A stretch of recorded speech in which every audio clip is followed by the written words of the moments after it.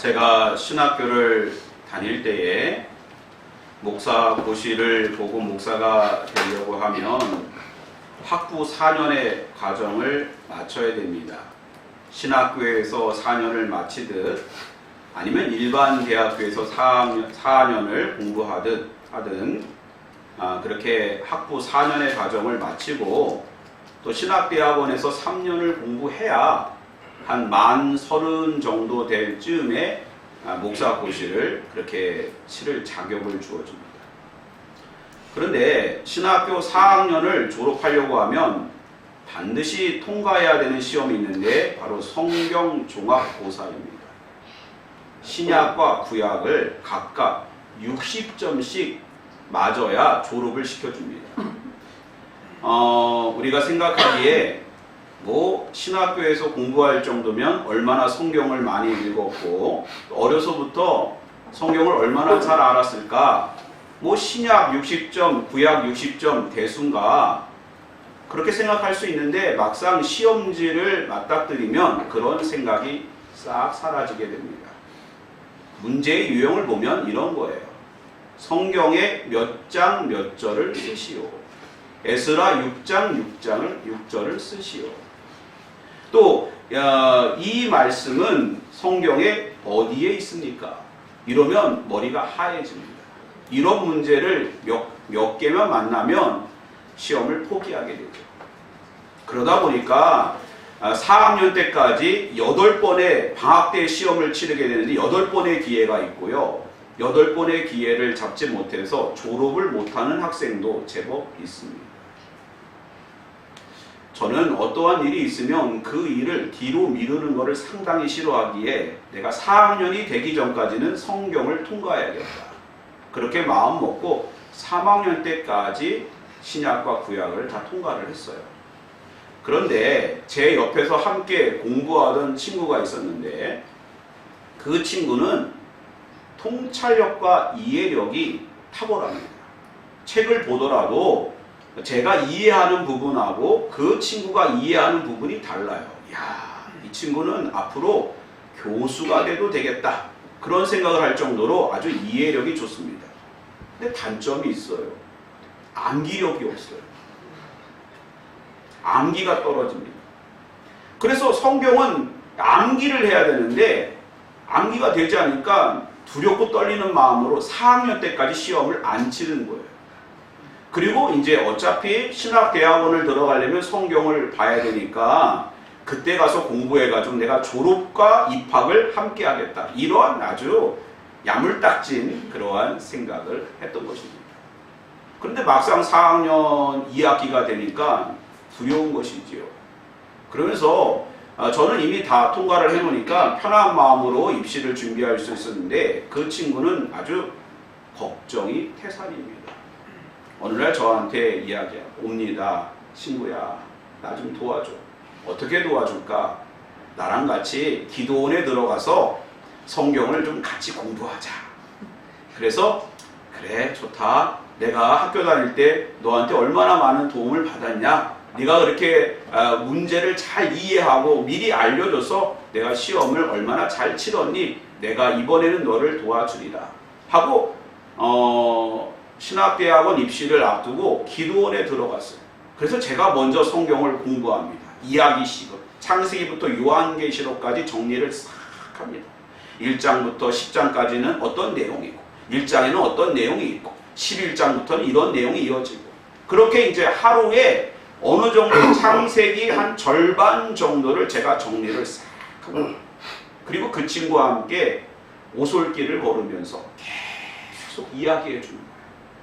그때 제가 표정을 보니까 말씀 한 절이라도 땅에 떨어뜨리지 않으려고 땅에 떨어져 있다면 그걸 주워 먹을 그러한 모양새로 열심히 듣더라고요. 듣는 기가 있어요. 들을 기가 있었어요. 얼마나 열심히 듣는지 몰라요. 그리고 자기가 한번 해보겠다. 그러면서 반복적으로 계속 듣고 새기고 그렇게 창세기부터 요한계시록까지 기도원에서 3주 동안 그렇게 공부를 하고 내려왔어요. 그리고 시험을 치르니까 그 친구도 합격하고 저도 합격하고 지금 얼마나 목회를 잘하고 있는지 모릅니다. 예수님은 우리가 듣는 것에 대해서 정말 중요하다라고 말씀하시는데 심지어 들을 귀가 있는 자가 복되다 말씀하십니다. 들을 귀가 있는 자. 마태복음 13장에 씨 뿌리는 자의 비유를 통해서 듣는다는 것이 얼마나 중요한지를 알려주십니다. 이스라엘 농부들은 우리처럼 꼼꼼하게 씨를 뿌리고 심는 것이 아니라 나귀에다가 씨 주머니를 이렇게 올려놓고 그 구멍을 뚫어 놓습니다. 그럼 그 나귀가 왔다 갔다 하면서 씨를 제멋대로 그렇게 뿌리는 거예요. 어떤 씨앗은 길가에 떨어지기도 하고 돌밭에 떨어지기도 하고 가시밭에 떨어지기도 하고 좋은 밭에 떨어지기도 하고.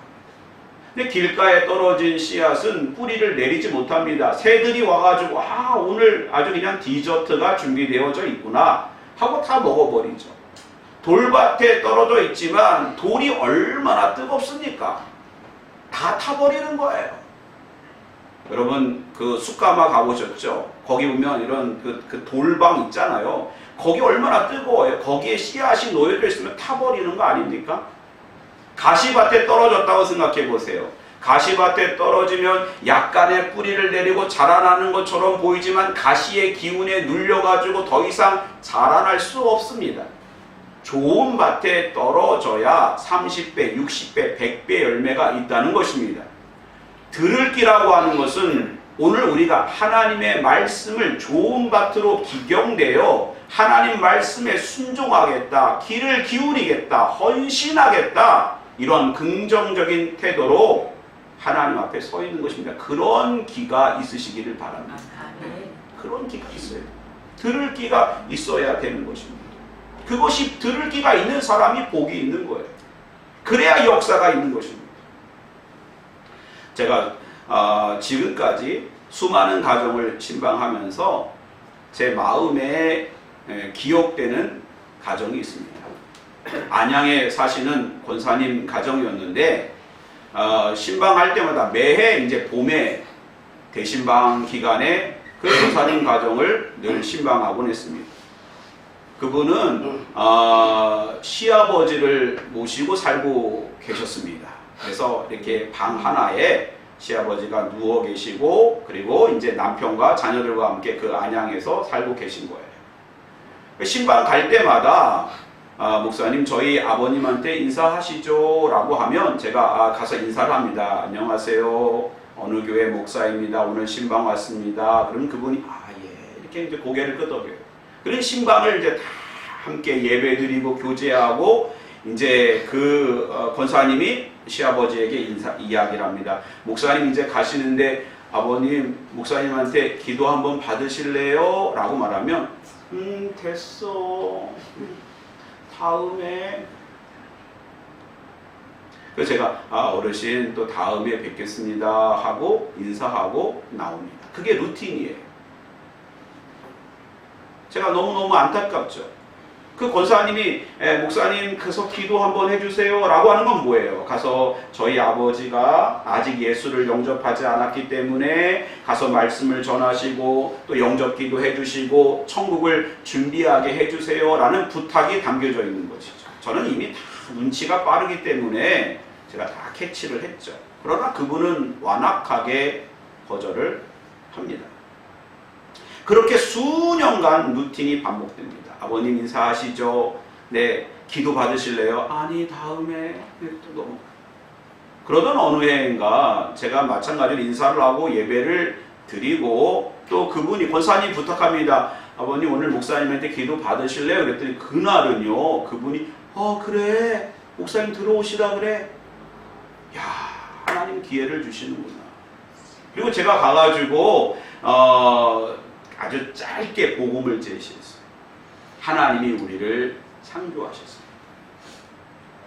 하나님의 선한 뜻 가운데 창조했는데 인간은 하나님 말씀을 잃어버렸고 율법으로 하나님 말씀에 비춰보니까 우리가 정말 큰 죄인입니다.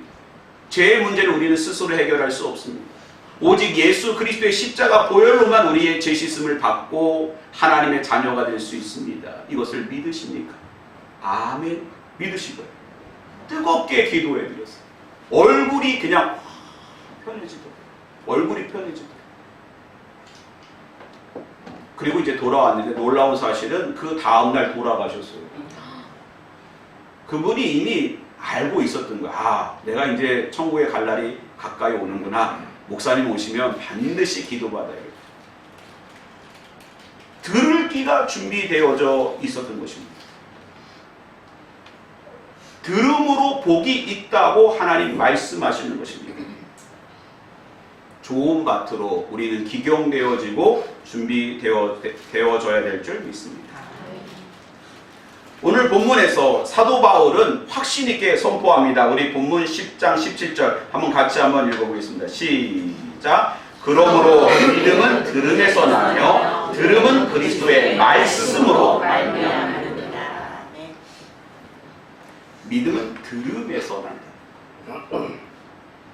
여러분, 기독교에서 우리가 교회에서 가장 중요한 단어를 하나만 뽑으라면 그것은 믿음입니다. 믿음이 뭐 다른 단어도 많이 있지만 믿음이 정말 중요합니다. 믿음은 다른 말로 표현하면 신앙입니다. 신앙. 영어로는 faith입니다. 기독교 교육에서 신앙이라고 하는 것, 믿음이라고 하는 것은 하나님과 인격적으로 관계를 맺는 것이다. 그러니까 살아계신 하나님과 우리가 하나님 살아계시고 우리도 하나님께 살아계신 하나님 앞에 나와 너로 응답하는 것이 그것이 신앙이다. 그래서 우리는 예수 그리스도를 통하여 하나님의 자녀로 회복되는 것이 신앙이고 이러한 신앙, 믿음은 우리가 아무리 행위적으로 노력한다고 해서 얻어지는 것이 아니라 하나님께서 우리에게 주신 선물이다. 선물이라는 거예요. 우리가 열심히 노력해서 될 수 있는 부분이 아니라는 것입니다. 여러분 생각해 보세요. 만약에 믿음이라는 것이 행위적인 영역이라고 하면 우리가 하나님 앞에 무엇을 얼마나 열심히 해야 구원에 이를 수 있을까요? 헌금을 얼마나 많이 열심히 해야 되겠습니까? 전도를 얼마나 몇 명을 어떻게 해야 되겠습니까? 구제를 얼마나 열심히 해야 됩니까? 봉사를 얼마나 열심히 해야 될까요? 그러므로 믿음은 행위적인 영역이 아니라 하나님께서 우리 가운데 값없이 주시는 선물이고 우리는 그것을 아멘하고 먹고 우리가 받아들이면 되는 것입니다. 문을 열고 예수님을 초청하면 되는 것입니다. 이런 역사가 있으시기를 바랍니다. 네. 믿음이라고 하는 것이 행위적인 영역이라고 자꾸 말하는 사람들이 있어요. 그런 종교가 있습니다. 이슬람만 하더라도요 5가지를 반드시 해야 구원에 이른다라고 이야기합니다. 첫 번째는 신앙 고백입니다. 신앙 고백을 해야 돼요. 샤하다라고 하는 신앙 고백을 해야 돼요. 그 다음에 썰라트라고 하루에 5번씩 메카를 향해서 기도하고 예배를 드려야 됩니다. 그 다음에 서움이라고 라마단 기간에 금식을 해야 돼요. 그 다음에 자카트라고 해서 빈민을 위한 구제를 해야 됩니다. 그래야 구원을 받는 거예요. 그래서 이슬람 지역에 가면요 국어라는 사람들이 얼마나 당당한지 몰라요. 이슬람 법으로 무슬림 법으로 수입의 2.5%를 갖다가 구제하게 되어 있어요. 그래야 구원받는다는 거예요. 그러니까는 멀쩡하게 옷을 입다가 갑자기 옷을 갈아입습니다. 그리고 돈 내놔. 당당하게. 왜? 내가 너에게 돈을 받는 건 너를 구원시켜주는 거야. 그러니까 이슬람에서 만나는 거지는 그냥 거지가 아니에요. 럭셔리 거지예요. 네. 그리고 또 한 가지를 해야 되는데 성지 순례를 해야 돼요. 네.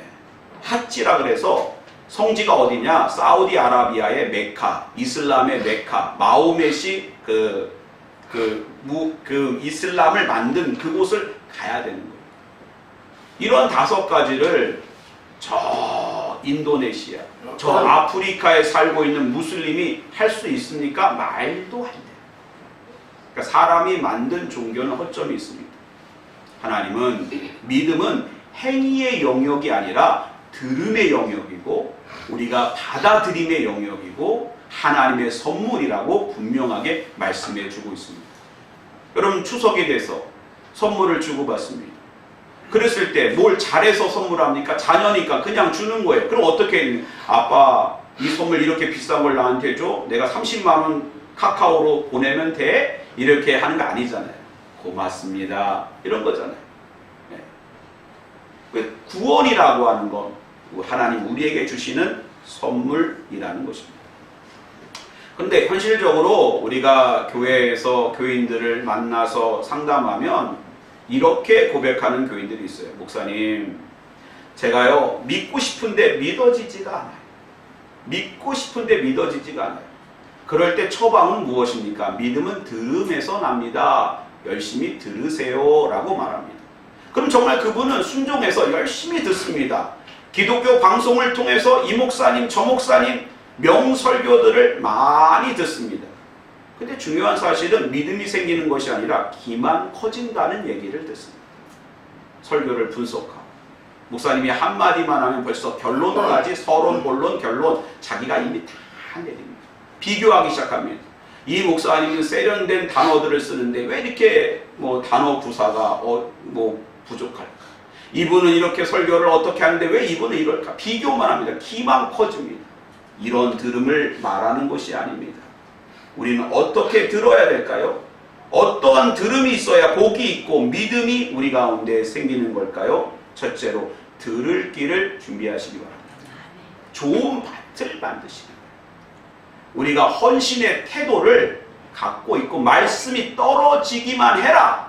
떨어지면 100배 열매를 맺히겠다라고 하는 이러한 헌신적인 태도가 들을 기가 믿음이 생기는 그러한 복임을 믿으시기 바랍니다. 솔로몬이 다윗이 죽고 이스라엘의 왕이 되었을 때에 그에게는 한 가지 두려움이 있었습니다. 여러분 어떤 두려움이었을까요? 그 두려움은 이것입니다. 내가 아버지처럼 잘할 수 있을까?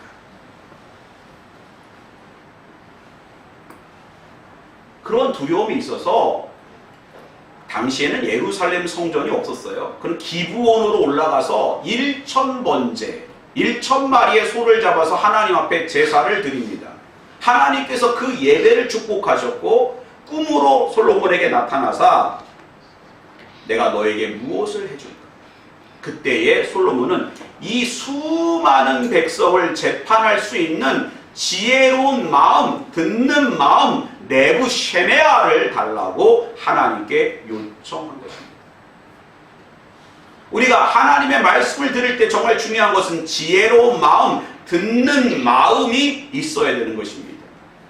하나님의 말씀을 받아들일 좋은 밭을 준비하시고 예배에 나오는 우리 모두가 되시기를 바랍니다. 밭이 중요합니다. 좋은 밭이 되어야 돼요. 언젠가 텃밭에서 고구마 농사를 짓는데 그 고구마를 갖다가 텃밭에 심고 비료를 많이 주었습니다. 그랬더니 고구마 덩굴이 아주 무성해졌습니다. 덩굴이 이렇게 무성하니 고구마가 많이 맺혔겠다 생각하고 이제 추수를 해볼 때 덩굴을 걷어내고 땅을 팠더니요, 웬걸요, 고구마가 거의 없습니다. 덩굴만 무성히. 뭐가 준비되지 않은 것입니까? 고구마가 잘 자라날 수 있는 토양이 준비되어지지 않아요. 여러분 우리가 밭이 중요합니다. 오늘 하나님의 말씀이 떨어지기만 해라. 내가 그 말씀에 순종하며 하나님께 헌신하겠다.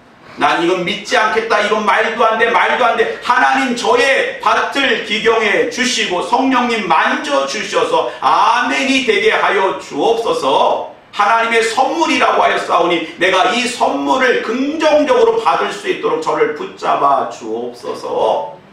이러한 듣는 마음이 들을 기가 준비되어져야 될 줄 믿습니다. 두 번째는요, 들은 말씀을 묵상해야 됩니다. 소화해야 되는 것입니다. 한 번 듣고 끝나는 것이 아니에요. 오늘 하나님의 말씀을 들었습니까? 그 말씀을 마음의 단지에 항아리에 담아서 계속 속아 그것을 곱씹어 반추하며 소화하듯이 하나님의 말씀을 계속 묵상해야 되는 것입니다. 왜 사도 바울은 2000년 전에 믿음은 들음에서 납니다 라고 이런 말을 했을까요?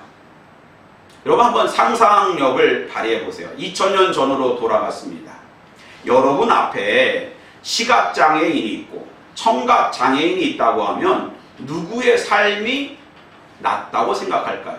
물론 두 분 다 불편하고 장애를 가지고 살아간다는 것 너무너무 힘들 것입니다. 지금도 힘든데 2000년 전에는 얼마나 더 힘들었을까요? 그러나 둘 중에 한 분을 선택한다고 하면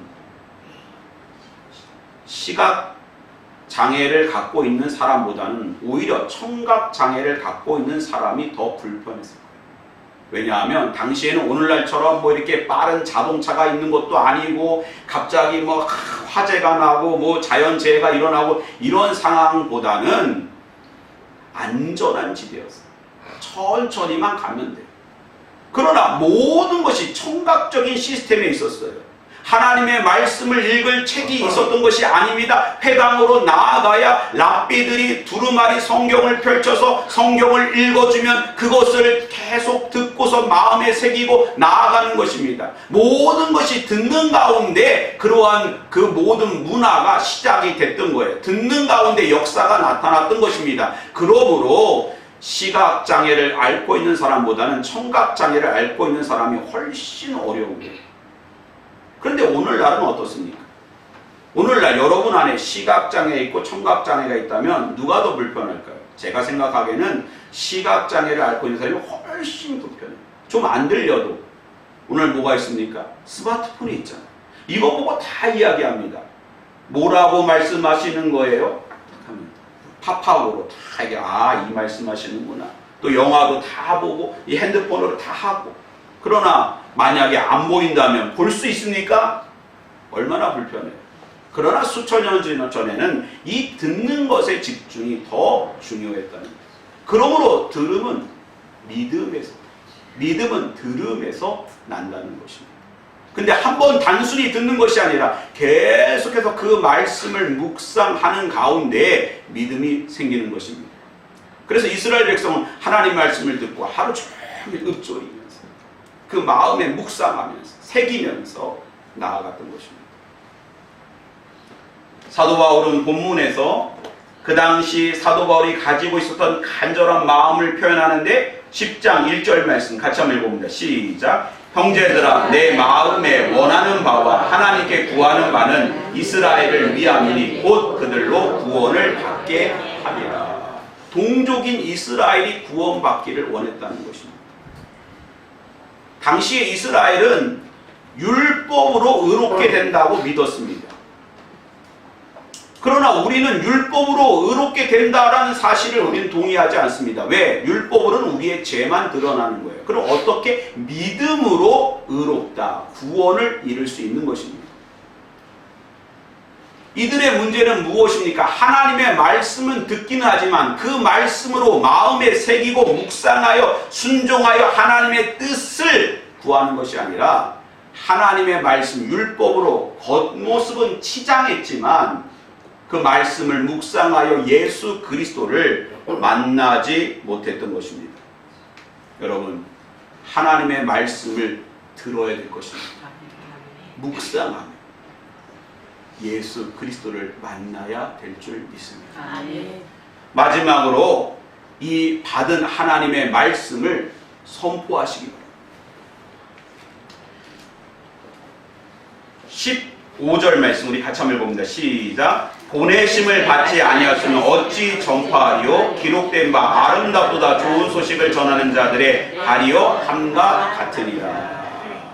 이스라엘 백성들은요 하나님의 말씀을 듣고 마음에 묵상하면서 계속 앞에도 말씀드렸지만 읊조렸다 그랬어요.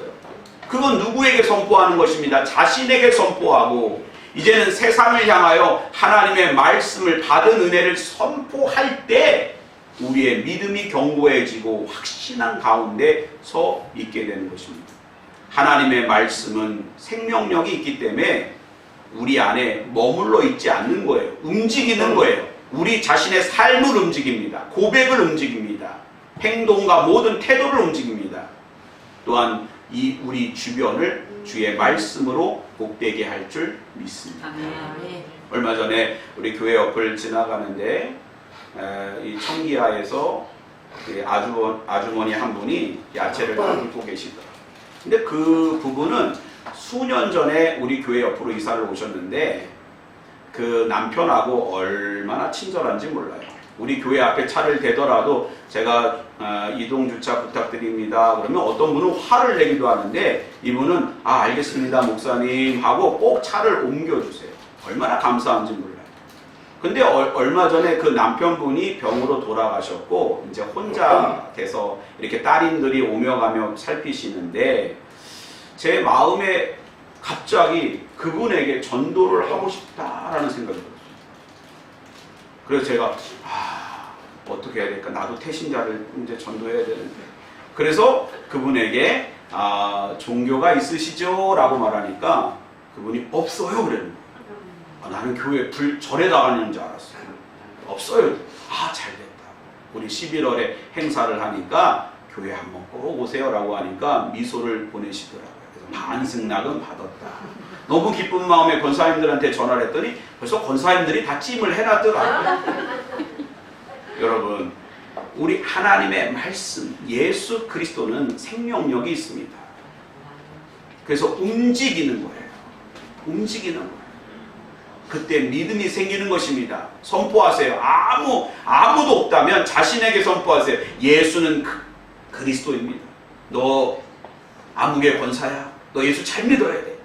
너 천국 가야 돼. 선포하세요. 자신에게 선포하세요.